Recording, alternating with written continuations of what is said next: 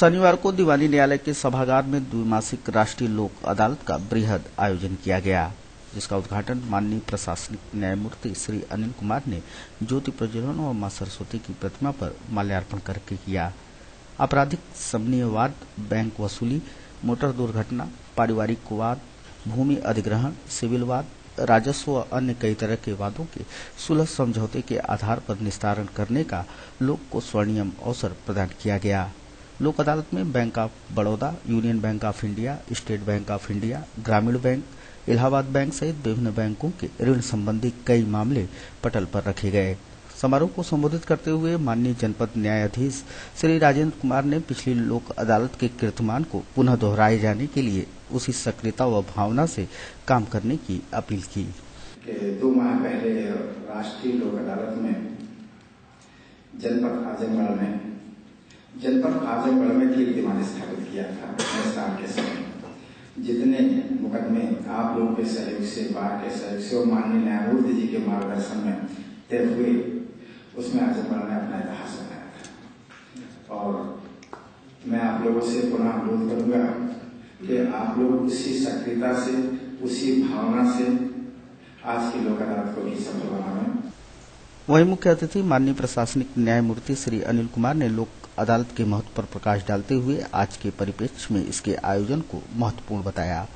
जैसे कि आप लोग को विदित है कि लोक अदालत का मतलब होता है जनता की अदालत, और इसका सबसे बड़ा आयोजन का सबसे बड़ा महत्वपूर्ण है कि यहाँ जो वादी है वो स्वयं अपने मुकदमे को देखता है, उसकी पैरवी करता है और उसके द्वारा जब वो स्वीकार कर लेता है अपने केस को, किस हद तक उसको कम्प्रोमाइज होगा, कितना पैसा मिलेगा, तो वो जिससे उसके सेटल करता है अपने प्रतिवादी के साथ और उस पर एक तरह का अवार्ड बनता है। अवार्ड के बाद वो मैटर कोर्ट रेफर कर दिया जाता है और कोर्ट की उसमें सील लग जाती है। अतः लोक अदालत का सबसे बड़ा महत्व यह है कि यहाँ प्रतिवादी जो है स्वयं अपने को वकील भी समझता है, अपनी बात को निस्तारण करने लिए कहता है और ये जल्दी और त्वरित न्याय दिलाता है। इसलिए लोक अदालत का महत्व आज के समय में, आज के परिप्रेक्ष्य में बहुत अधिक हो गया है। आपको बताते चले कि द्विमासिक लोक अदालत भी अभूतपूर्व उपलब्धियों को अर्जित करने में सफल रही। लोक अदालत के दौरान न्यायालय संबंधी 11,602 मामले सुलह समझौते के आधार पर निस्तारित किए गए, तो बैंकों के प्री लिटिगेशन संबंधी 232 मामलों में 1,58,84,000 रुपए के समझौते संभव हो सके।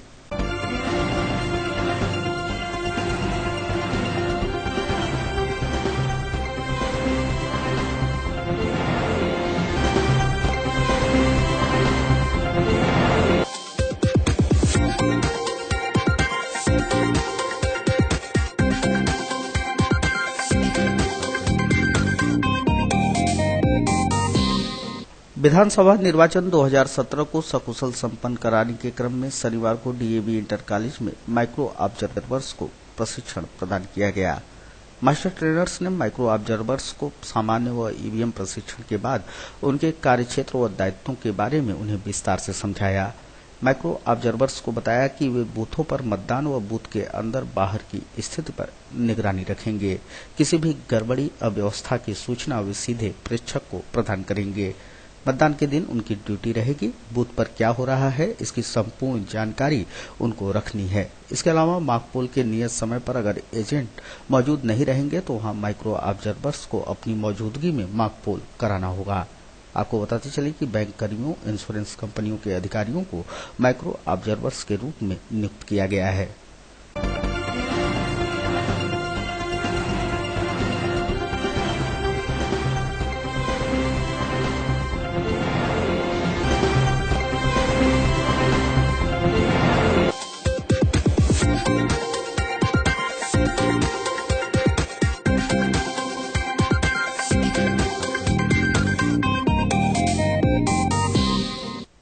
जमाना तेजी से बदल रहा है। तामझाम और भागम भाग वाली जिंदगी में लोग रिश्तेदारों को ही भूलते जा रहे हैं। लगता है कि चलो कोई बड़ी बात नहीं, लेकिन अगर आप भी अपने रिश्तेदारों को भूल रहे हैं तो भैया तनिक संभल जाइएगा। रिश्तेदारों को भूलिएगा तो लेने के देने भी पड़ सकते हैं। आइए देखिए, ऐसा ही हुआ है एक ताजा वाकया। यह घर है सिधारी थाना क्षेत्र के मऊ रोड स्थित तिवारीपुर मोहल्ले में। इसी मोहल्ले में लाल बच्चन कुशवाहा जमीन खरीदकर दुकान और मकान बनवाए और यहीं पर रहने लगे। पता चला है कि एक दिन पहले पूरे घर वालों ने मिलकर रामायण पाठ कराया। शनिवार की शाम उसी का भंडारा था। असल खबर यह है कि भंडारा वाले दिन करीब 16-17 वर्ष का एक लड़का आया और सभी का पैर छूकर अपने को रिश्तेदार बताया और घर में छोटे बड़े काम करने लगा। गृहस्वामी हो या गृहस्वामिनी, किसी को याद नहीं आ रहा था कि ये लड़का कौन सा रिश्तेदार है। सभी को लगा कि चलो कोई रिश्तेदार ही होगा। इसी लड़के ने लगभग सभी से घुल मिलकर अपनी पहचान बना ली। जहां महिलाएं भोजन कर रही थी वहां भी पहुंचने लगा। रात करीब 10 बजे जब भीड़ भाड़ ज्यादा थी, उसने अलमारी और बक्सों का ताला तोड़ा और 3 लाख का जेवर और 22,000 नकदी लेकर चंपत हो गया। हंसमुख और मिलनसार लड़के की करामात बड़ी देर में पता चली। कैसे, खुद बता रहे हैं घर के ही होनहार सदस्य हरिकेवल कुशवाहा। यहाँ मतलब भंडारा था, भंडारे के उपलक्ष्य में यहाँ पे भोज था। भोज के उपरांत मतलब काफी लोग यहाँ पे उपस्थित हुए थे, 500-600 लोगों की व्यवस्था थी, औरतें महिलाएं भी थी। ठीक है, तो नीचे हमारे यहाँ मतलब पुरुषों के लिए व्यवस्था थी और ऊपर लेडीज वगैरह के लिए व्यवस्था थी।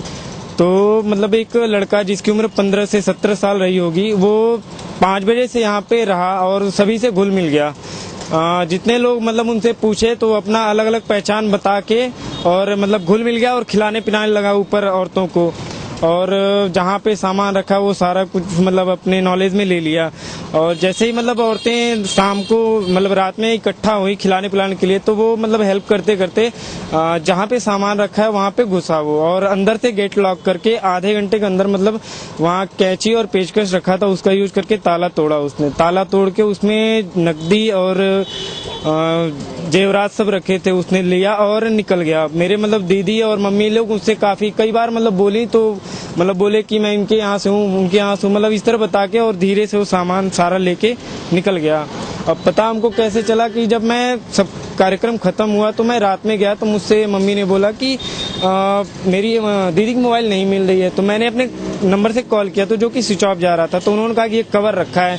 तो हमने कहा कवर रखा है यानी कि गायब हुआ है मोबाइल। तो हमने कहा कि ऐसा है, आप लोग अब तो हमको तभी बताएं कि एक लड़का था, वो हम लोग बराबर उसको मना कर रहे थे, वो यहीं आके बैठे। तो हमने कहा ऐसा है, चोरी हुई है, आप लोग अभी देखो क्या क्या हुआ है क्या क्या नहीं। तो उन्होंने मतलब जहाँ पे गहने जेवरात रखे थे वो खोला, हटाया, तो देखा सारी चीजें गायब थी। 3 लाख का जेवर चोरी हो गया है। पूरे परिवार के होश अब उड़ गए हैं। अब लाख ध्यान देने के बाद भी वह रिश्तेदार नजर ही नहीं आ रहा है। पुलिस में तहरीर दी जा रही है। अब आगे क्या होगा यह तो समय बताएगा, लेकिन यह घटना इतना जरूर बता गई कि जरा आप भी अपने रिश्तेदारों को पहचाना करिए। घर पर कोई शादी विवाह या समारोह करने जा रहे हैं तब तो यह और जरूरी हो जाता है, वरना कोई लड़का आप ही से घुल मिलकर आप ही के सामने, आप ही के घर से आप ही का जेवर और रुपया लेकर आप ही को सलाम कर निकल जाएगा। नकदी का कितना जेवर गया? नकदी लगभग 20-22 हजार थी और जेवरात 3 लाख के लगभग थी। लड़के को कभी आप देखे थे इससे पहले? जी नहीं। परिवार में कोई नहीं। वो आज ही। किसको शंका लग रही है? शंका किस पे है? शंका वही लड़का है। शंका मतलब देखे तो सभी लोग घर में, लेकिन परिचित नहीं है, अननोन है वो।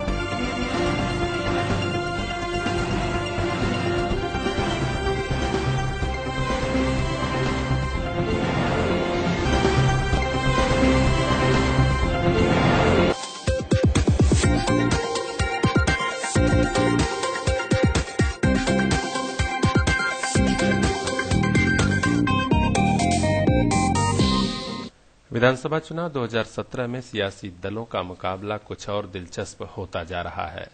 बहुजन समाज पार्टी के साथ अब राष्ट्रीय उलमा काउंसिल भी आ गई है। राष्ट्रीय उलमा काउंसिल ने बसपा को समर्थन देने का ऐलान कर दिया है। काउंसिल के राष्ट्रीय महासचिव मौलाना ताहिर मदनी ने रविवार को प्रेस कॉन्फ्रेंस आयोजित कर इसका ऐलान किया।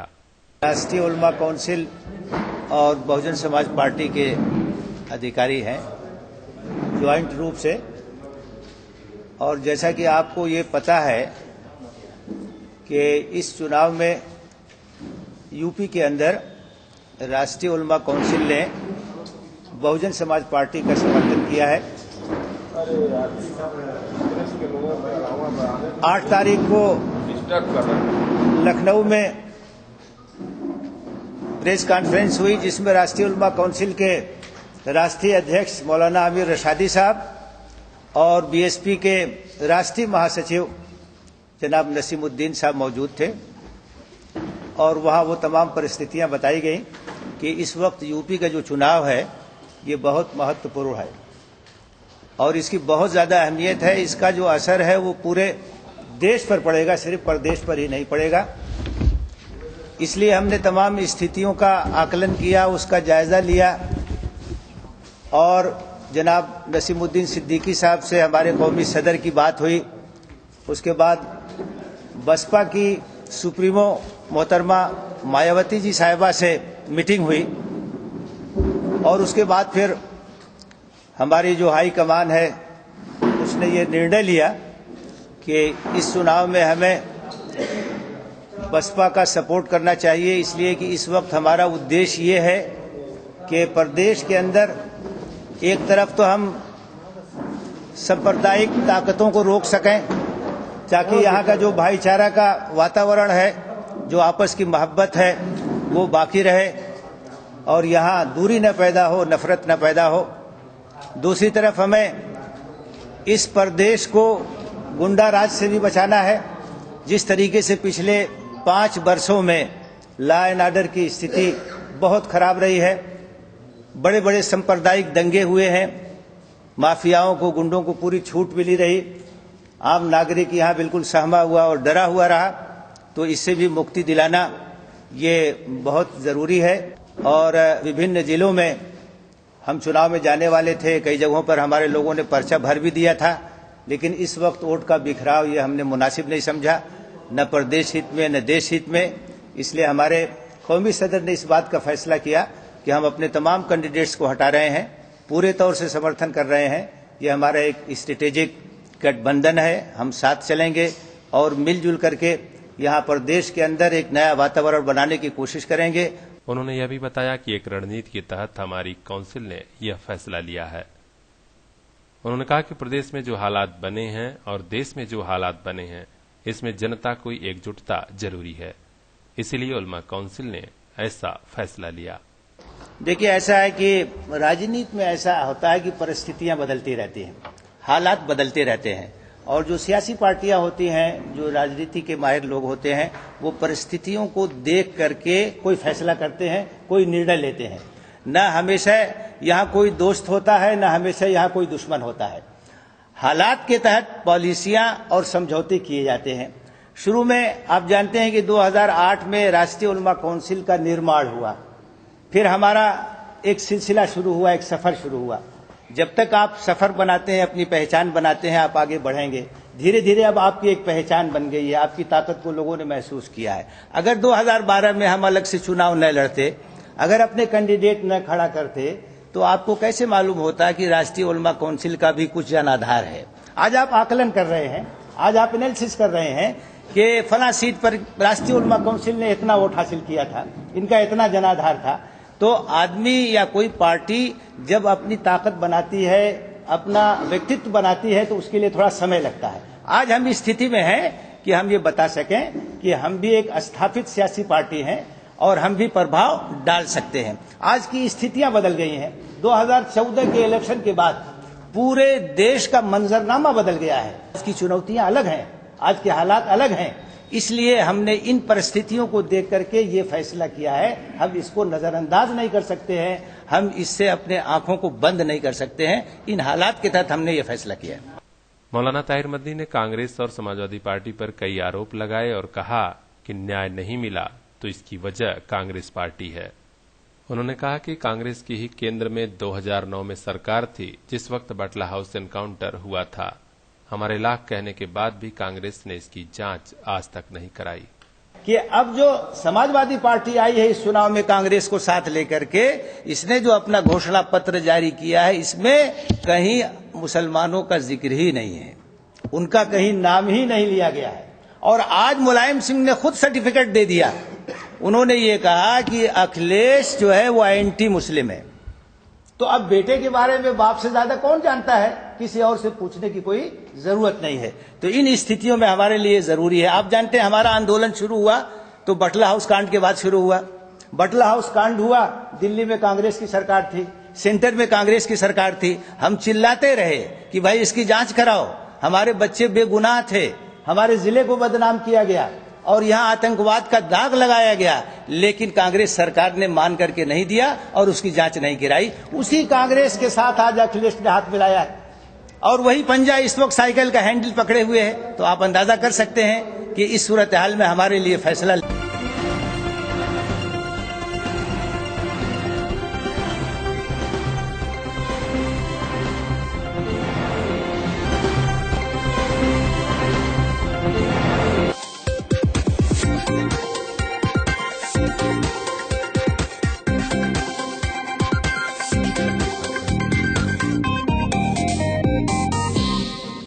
महर्षि विद्या मंदिर की बगिया के ये फूल अपनी खुशबू से हर किसी का ध्यान खींच लेते हैं। भावातीत ध्यान के प्रणेता महर्षि महेश योगी के त्याग और तप के बाद स्थापित हुए इन विद्या मंदिरों में पढ़ रहे छात्र छात्राएं शिक्षा और संस्कार के साथ आधुनिक ज्ञान विज्ञान में भी कदम से कदम मिलाकर चल रहे हैं। रविवार को आजमगढ़ में महर्षि विद्या मंदिर सिधारी और बसगीत शाखाओं का वार्षिकोत्सव कुछ ऐसी ही कहानी कह रहा था। सिधारी कृषि भवन स्थित शाखा परिसर में आयोजित शानदार समारोह के मुख्य अतिथि इलाहाबाद से आए संस्थान के वरिष्ठ पदाधिकारी कोमल चंद्रा थे। इसके अलावा प्रिंसिपल रेखा राय, सभी टीचर्स और सैकड़ों गार्जियन भी इस कार्यक्रम में बढ़ चढ़कर हिस्सा लिए।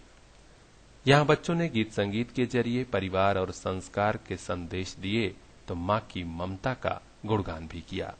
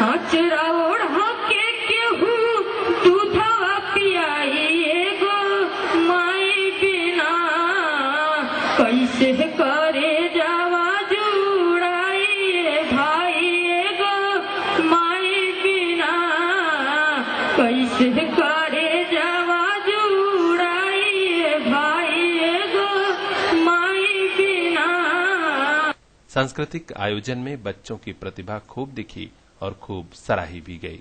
विराट, इनका नाम विराट है। आप क्या बने हैं? चंदा मामा। ये चंदा मामा बने हैं। दिन में पहली बार चांद देखा होगा। देखिए हमारे बीच में प्यारा सा चांद। आपका क्या नाम है? सक्षम नाम है इनका। आप क्या बने हैं? किसान। ये किसान बने हुए हैं। मॉडर्न इंडिया के किसान है ये। आपका क्या नाम है? क्या बनी है आप? ये मॉडर्न लड़की है। देखिए मॉडर्न इंडिया की मॉडर्न लड़की। छोटा बच्चा जान के ना कोई आंख दिखाना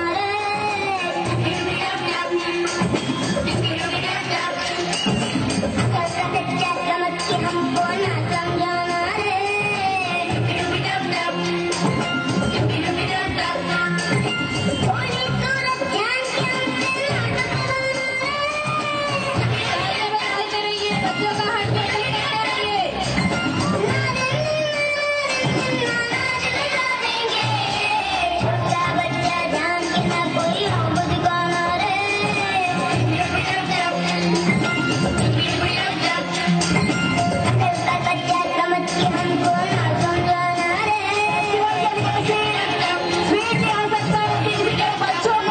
बच्चों ने कहा कि हम भी आज के जमाने से कदम मिलाकर चल रहे हैं।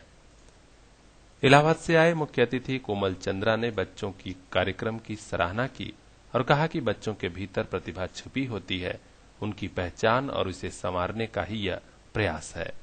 सिधारी ब्रांच में हमारी बसगित ब्रांच और सिधारी ब्रांच दोनों का वार्षिक उत्सव मनाया गया है। इस कार्यक्रम का मेन उद्देश्य ये होता है कि बच्चों में कुछ सांस्कृतिक कार्यक्रम को बढ़ावा मिले। बहुत से बच्चे यहाँ से निकल करके कुछ आगे भी जा सकते हैं, जो स्टेट लेवल पे या नेशनल लेवल पे भी भाग ले सकते हैं। कुछ प्रोग्राम हमारे बहुत अच्छे हुए थे जो वास्तव में बहुत तारीफ़े काबिल थे। और बच्चों में प्रोत्साहन, हर विद्यार्थी के अंदर कुछ न कुछ एक्टिविटीज़, कुछ न कुछ प्रतिभाएं छिपी होती हैं, जिन प्रतिभाओं को उभारने के लिए हमारा स्कूल नहीं, सारे स्कूलों में इस तरह के प्रोग्राम होते हैं और हमारे यहाँ भी हर साल होता है। शिक्षा का महत्व अपनी जगह है, इसका महत्व अपनी जगह होता है। शिक्षा के साथ अगर इसमें भी लोगों में कुछ जागृति पैदा हो तो दोनों चीजें जब एक साथ मिल जाती हैं तो बहुत कुछ हासिल किया जा सकता है। बहुत से ऐसे लोग हैं जो कि पढ़े लिखे भी नहीं हैं, लेकिन आज वो बड़े टैलेंटेड है और कितना नाम कमा रहे हैं, समझ रहे हैं ना। तो इस तरह से शिक्षा के साथ इसका तो खैर बहुत ही बड़ा महत्व है। महर्षि विद्या मंदिर की प्रिंसिपल रेखा राय ने कहा कि वार्षिकोत्सव के लिए बच्चों ने कई दिन से खूब मेहनत की, हमें अभिभावकों का भी भरपूर सहयोग मिला है। यहाँ वार्षिकोत्सव के लिए का प्रयोजन रखा, जिसमें बसगीत और सिधारी दोनों ब्रांच के सभी बच्चे, अध्यापक, जितने भी एम्प्लॉयज थे, सभी लोग एकजुट होकर के प्रयत्न किए और बच्चे भी सारे थे। सब बच्चों ने बहुत मेहनत करके अपना प्रयास दिखाया। हर बच्चे के अंदर जो एक उनकी अंदर की क्वालिटी होती है उसको हमको उभारना होता है। विद्यालय का मतलब केवल विद्या अध्ययन ही नहीं होता है, इससे हम बच्चे का मानसिक विकास होता है, लेकिन शारीरिक विकास भी उसके लिए जरूरी होता है, इससे बच्चों का सर्वांगीण विकास हो सके। इसलिए हम लोग ये वार्षिकोत्सव मनाते हैं। अक्सर वैसे छोटे छोटे हमारे यहाँ कार्यक्रम होते रहते हैं, लेकिन ये साल में एक बार होता है और इस साल तो हमको कहते हुए बहुत ही गर्व का अनुभव हो रहा है कि इस महर्षि विद्या मंदिर के संस्थापक महर्षि महेश योगी जी, जो 1970 में पैदा हुए थे और ये 2070 चल रहा है, 100 साल उन्होंने पूरे कर लिए। ये बहुत हर्ष का विषय है। अभिभावकों को हम लोगों ने सम्मानित किया, निमंत्रित किया। अभिभावक आए, बड़े ही उल्लास के साथ उन्होंने प्रोग्राम देखा, जबकि बहुत तेज धूप थी, लेकिन फिर भी खचाखच मेरा इस विद्यालय जो है भरा हुआ था। इस समारोह से बच्चे भी काफी खुश नजर आए। सुनिए छोटे छोटे बच्चे क्या कहते हैं, कैसे कहते हैं और क्या संदेश देना चाहते हैं। मैं पर्यावरण को हरा भरा रहने देना चाहती हूँ। पेड़ सबको छाया, फल, ऑक्सीजन, ठंडी ठंडी हवा देता है। मैं लोगों से कहना चाहूंगी कि अपने पर्यावरण को हरा भरा रहने दें। दुल्हन के शादी करेंगे, शादी करके माँ बाकी सेवा करेंगे। किस क्लास में पढ़ती हैं? LKG। क्या बने आप? पायलट।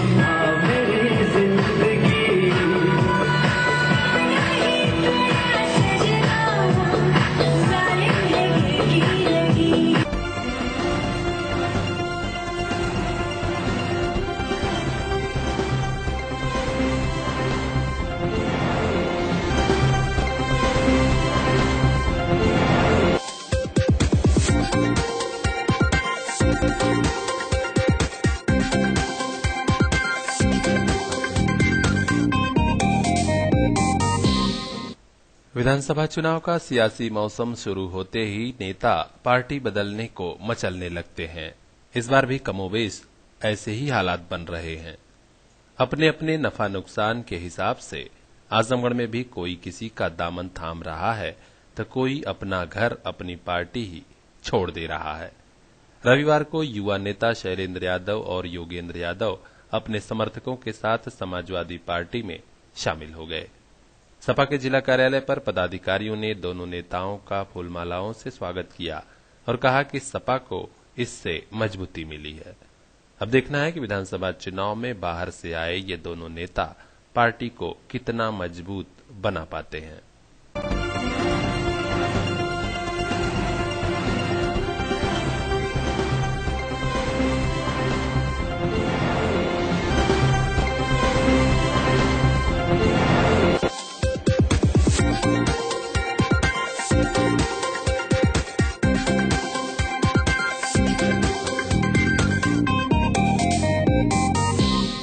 राधोपुर क्षेत्र स्थित प्रतिष्ठित विद्यालय टाइनी टाट्स स्कूल की वार्षिक खेलकूद प्रतियोगिताएं शनिवार को संपन्न हुई।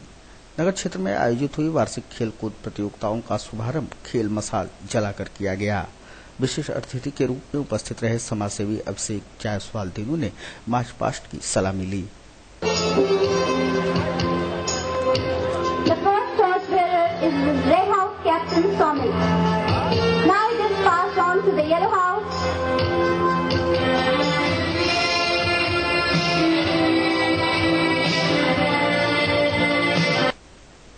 विद्यालय के खेल गीत खेल ही है जिंदगी के माध्यम से प्रतियोगिताओं का औपचारिक शुभारंभ हुआ।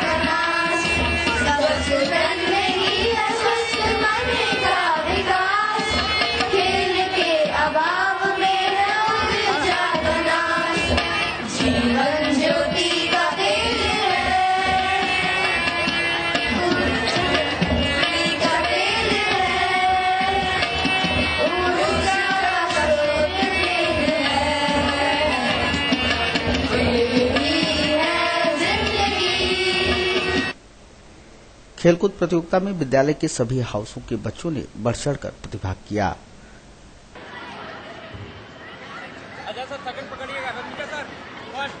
Very good. Let's see the one who won first, second, and now the students of class LKG A.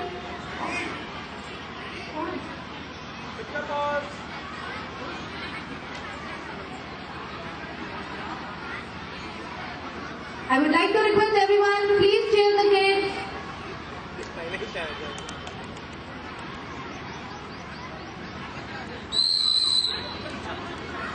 Yes, very good. Clap everyone. Everyone please applaud them. How much time I all have? यहाँ हमारे सारे participant अपनी उस ball को बचा रहे हैं so that they can be the winner.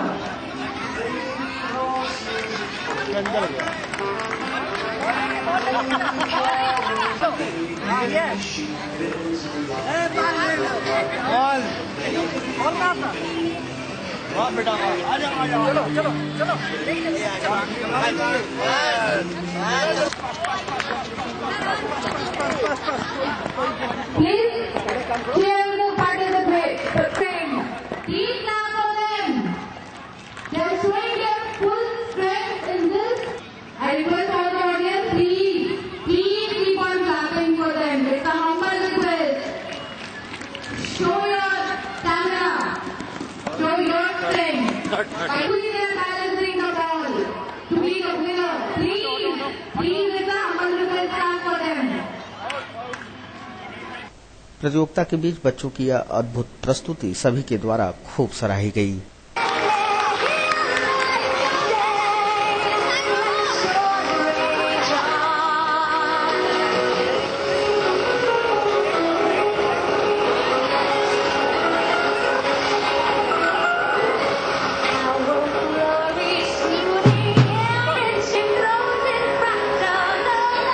प्रतियोगिता के विजेताओं को मेडल, प्रशस्ति पत्र भेंट कर सबसे बुजुर्ग अभिभावक के हाथों सम्मानित किया गया।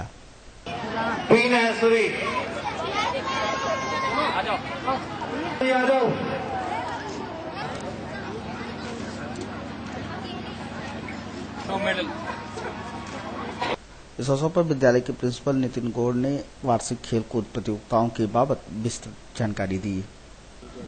आज स्कूल में एनुअल स्पोर्ट्स डे मनाया गया, जिसमें स्कूल से पहले तो स्कूल में प्रोग्राम कराया गया, उसमें से बच्चों को छांटा गया और यहाँ पे आज बिन्नानी गार्डन में हमने एनुअल स्पोर्ट्स डे अपने स्कूल का मनाया, जिसमें सारे टीचर्स, बच्चों और इवन गार्जियन का भी एक प्रोग्राम हुआ, जिसमें उन्होंने भी बढ़ चढ़ के हिस्सा लिया।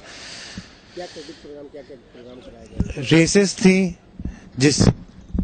किसी भी ने कहा है कि एक स्वस्थ शरीर में ही एक अच्छा दिमाग वास करता है, तो उसी को ध्यान में रखते हुए हम लोग एनुअल स्पोर्ट्स डे एक अपने स्कूल में हर साल कराते हैं, जिससे कि बच्चे भी फिट रहें शारीरिक तौर पे भी, ताकि वो आगे भी खेल कूद में अपना कैरियर बना सके।